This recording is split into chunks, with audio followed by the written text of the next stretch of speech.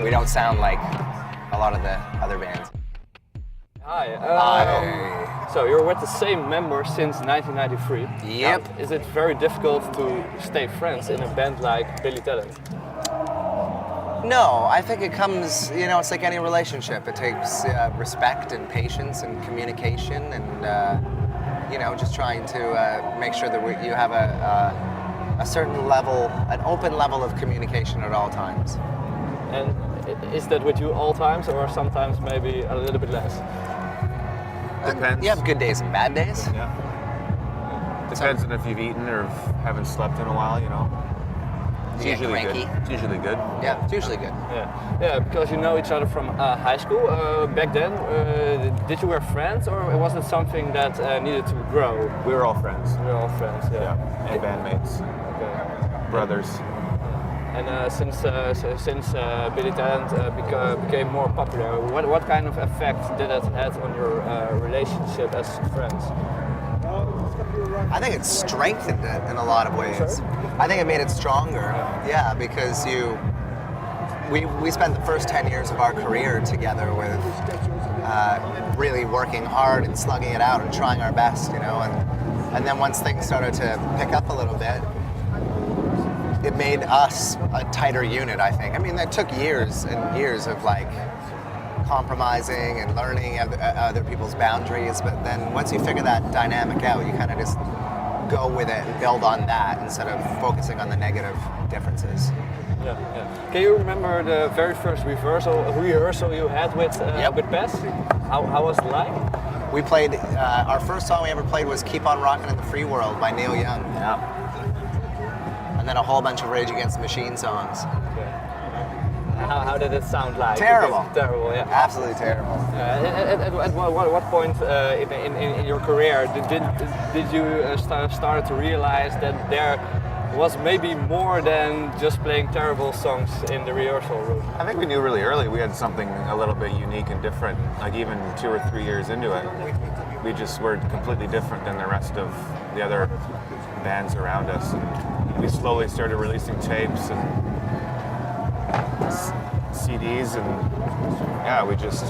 we had something a little bit different. That's why I think it took us so long to get recognized. Okay, what is it that made you unique back then compared to other bands? I think there was just a lot of we were playing with a lot of punk rock bands and hardcore bands and just rock bands, and we never kind of really fit in. We'd always hang out with them and all the bands were cool and they let us play on their shows and vice versa and stuff like that. But I think we just were kind of like nerds. We were kind of geeks. Okay. You know what I mean? We weren't really cool, and we weren't the cool guys. No, Not at because all. you had a band. Not at all.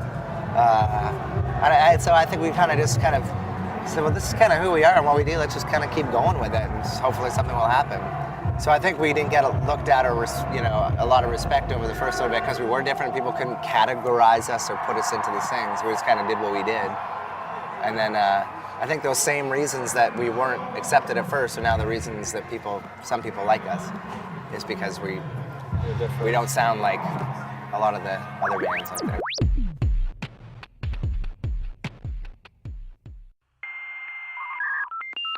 We don't sound like a lot of the other bands. At what point did you start to write your own songs, and who did that? Who started with that? I can't remember. 3 or 4 years into it, like I said, we started releasing tapes under the band name Pez.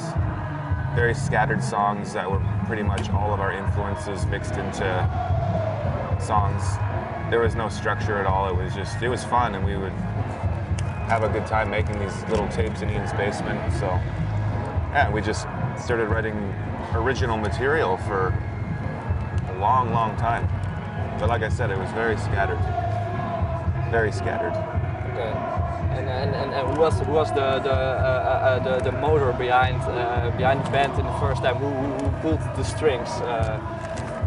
Back then? Yeah, back then. Who was the one that said we had to go on and maybe it will work someday? I think I definitely believed in the band a lot and knew that something was going to happen.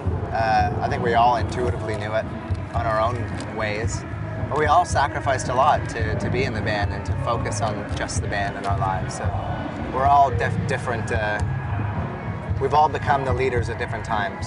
I think it was right around the same time when grunge was slowly on its way out and Refused and At the Drive-In band started coming out, and we really kind of looked at how the sound of music was changing a bit, and that's when we changed our sound a bit and honed in on our craft and changed our band name and just kind of tried to switch things up a bit, because we were doing Pez for 9 years with no luck, so it was time for a change, and that was all around the same time that At the Drive-In came out. Okay, so the reason that you hadn't had success back then was because of your music wasn't fit for the period? Maybe. Yeah, but it was very unfocused. Like there were so many different sounds and styles, and we just tried everything and experimented, and we have such a vast appreciation for good music, and so we just tried to take from all of it and put it into this pot. And some of it was really tasty, and some of it would give you food poisoning. Some of it tasted like chicken livers. Chicken liver.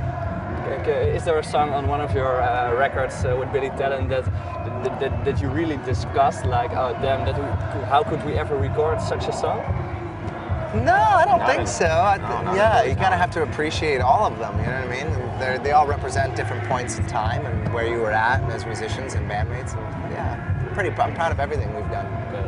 Who can we see as the leader of the band right now? Because you said in certain periods the one took the lead, and other periods some other. I think band Ian is definitely he's taken charge over the last little bit. He's been very busy doing like artwork and all these kind of things, and so he's been very busy lately.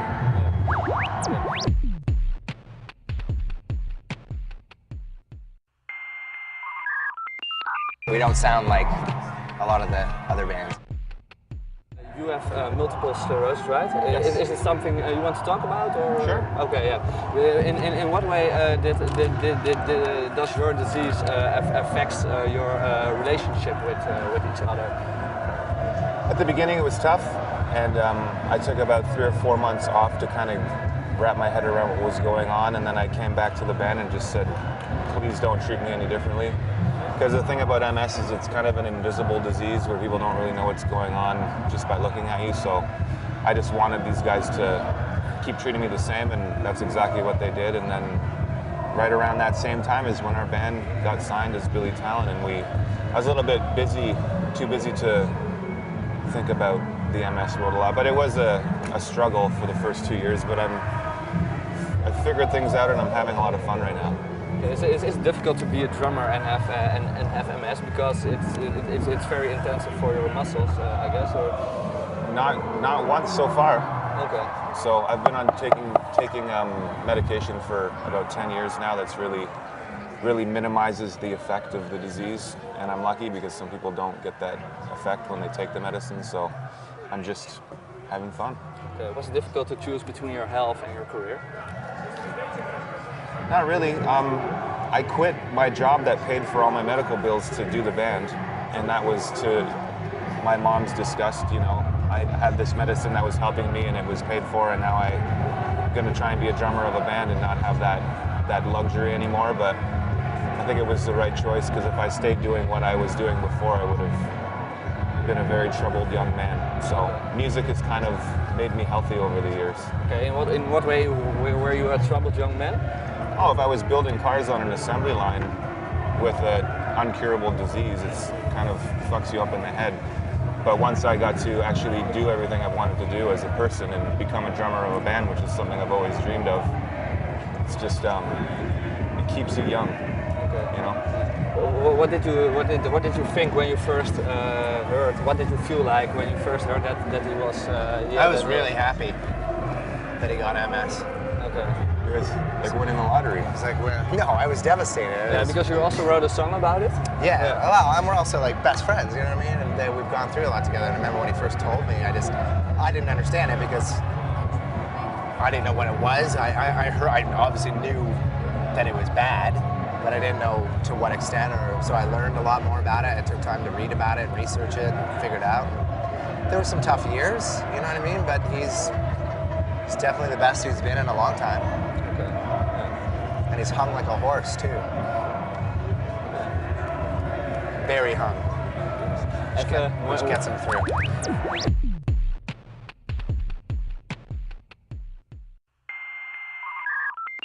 We don't sound like a lot of the other bands. When I'm looking to your release list, my feeling says that your next album will be released in 2012. Every 3 years. Yeah. Every 3 years. We don't really understand it, but that's just kind of how it works, to be honest with you. I don't know. I think, well, It just takes time. I think with a lot of bands, like we tour a lot. So once we release a record, like we tour it for, I think the last one was like 18 or 19 months, which was a long fucking time, you know? And then you gotta come home and like we have families and we have, you know what I mean? And then you have to start writing again and then you have to write good songs and then you gotta record them and then you got, you know, so it takes, I guess, 3 years is the formula for us anyway. Yeah. Okay. Well, what does it mean for you to play like a Dutch festival like Awesome. Pinkpop? So excited, man. Yeah. Is this the first time you I think it's play our a first festival? Yeah. Okay. We played Amsterdam a whole bunch of times, but we've never played a big festival. And this is beautiful. Is this one of the oldest festivals, or is it the oldest in the Netherlands? Yes. Yeah, 40 years now? No, I heard it's one of the oldest in Europe, Yeah, not just in that's right, Netherlands. yeah. Can you remember the very first festival you ever played at? Festival we ever played at? Oh, I guess overseas would have been Reading and Leeds. But Yeah, In England. in England, Yeah, yeah. okay. Like in 2003, I think. Okay, not in Canada. and Warped Tour. No, they don't have festivals in Canada. They have It's weird. They have Yeah. like day events that are usually like through like a record or a radio station or things like that, but they don't have anything like this. Nothing. nothing like this. It's a shame because it's so amazing to become to part of to be part of things like this. It's like that. It's great. Thanks for your time. Thank you. That was great. And good luck with the show. Thank you very much. Thank you for your questions. We appreciate it.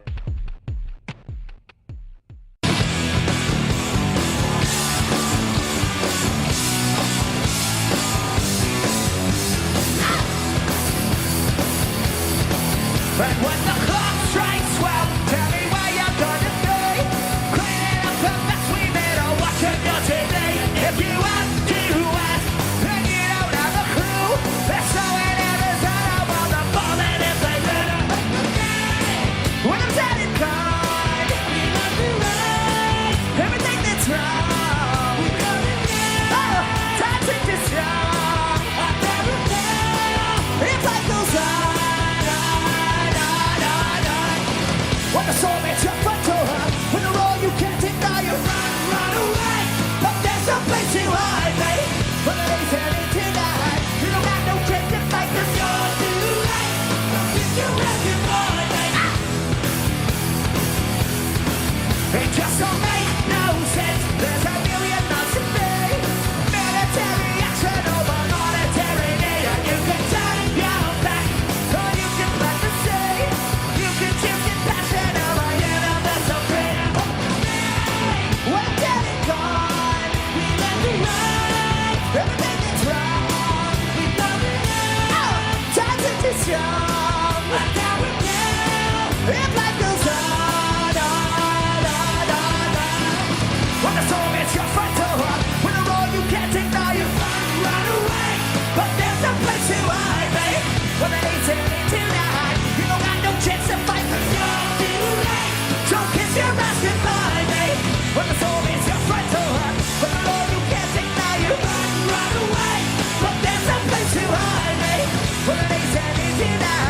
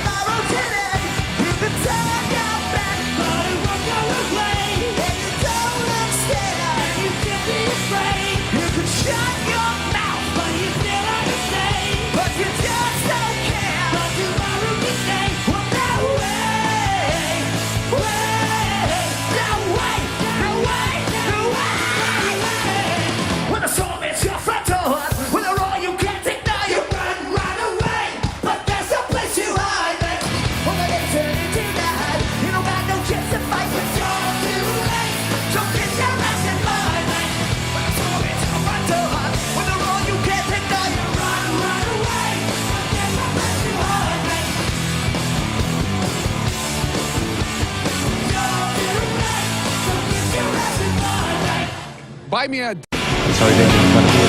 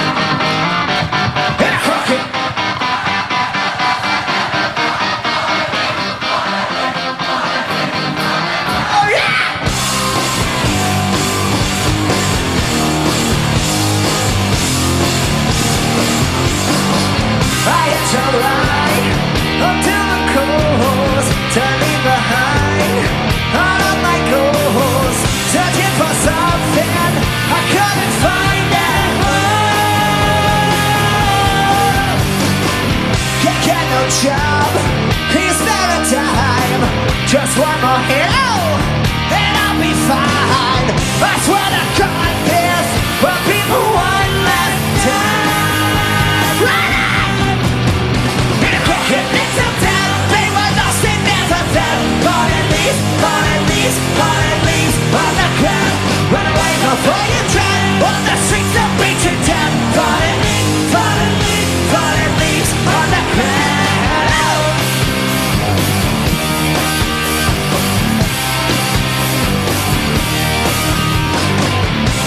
It's dark, in pitching dark. Voice in my head, watching me fed. I find the vultures that circle around the dead.